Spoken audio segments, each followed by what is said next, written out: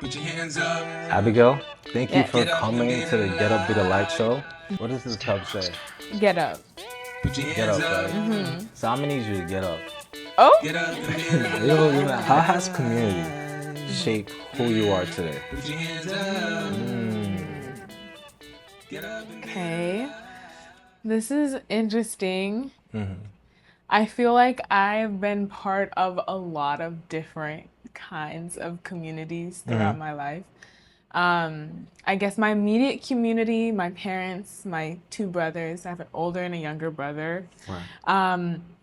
I grew up Adventist, so my my my household was always very open, and we communicate a lot. So Right. we share our ideas with each other. We learn from each other, open about mistakes and a lot of things. I think it's taught me how to just communicate better and be open. Don't like hide things, keep things to yourself, because it's good to talk things out with people if you have issues or if you're struggling with something. Just being able to reach out. I was raised Adventist, but I went to public school from kindergarten to eighth grade.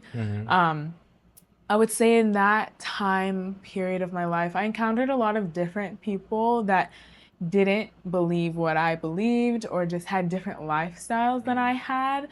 And I think that was a good experience because it allowed me to realize that not everybody's the same and not Right. everyone's just like my family, and to understand differences and be able to communicate things.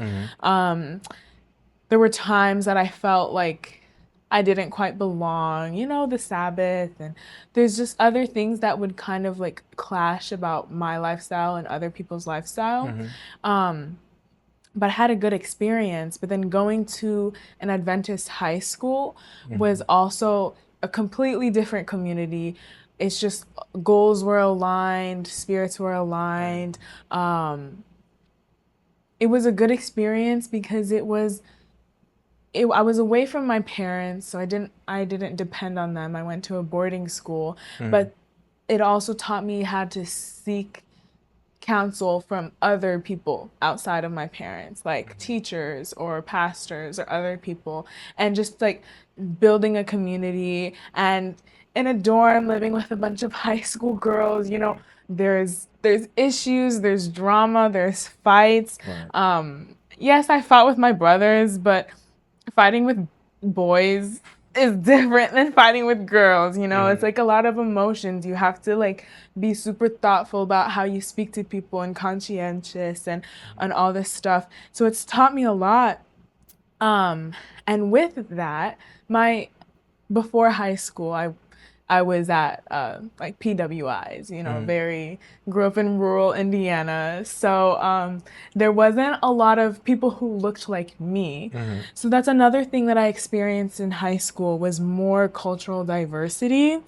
And with that also came sort of a confusion, um, because I grew up in a white community, but I'm half African, half Black Hispanic, and so I went to high school, and there's a lot of cultural like friend groups, and so I don't speak Spanish, so I would hang out with the Hispanic friend group, but I don't speak Spanish, I don't really belong.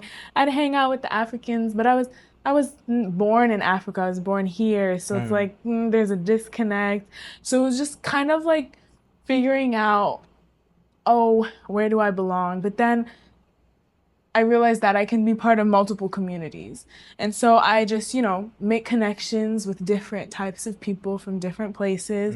I may not be similar to them in all aspects, but it's just kind of cool to be able to be a part of sub communities.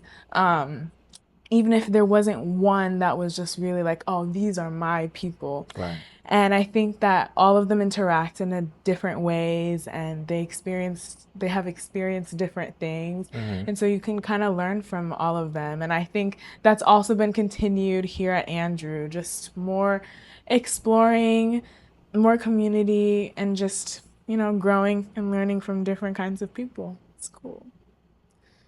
Yeah.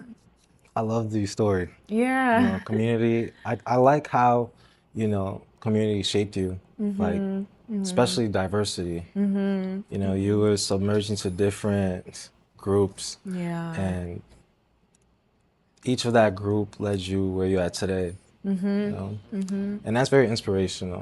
From home to school, that's guys, this is another part 2 for a podcast, a longer one. But yes, I love it. I can't add on to that community. That was very inspirational. Yeah. So Abigail, Right. Yes. these are the only 2 questions I had to ask you, like I promised. I do thank you for coming here and answering these questions authentically. I appreciate it. And I know someone is going to be inspired by the way you shared your story and you being that light, coming out of that, background and sharing that light of yours. So guys, stay tuned. We're gonna invite Abigail again. And we have some fire coming soon. So get up and be the light.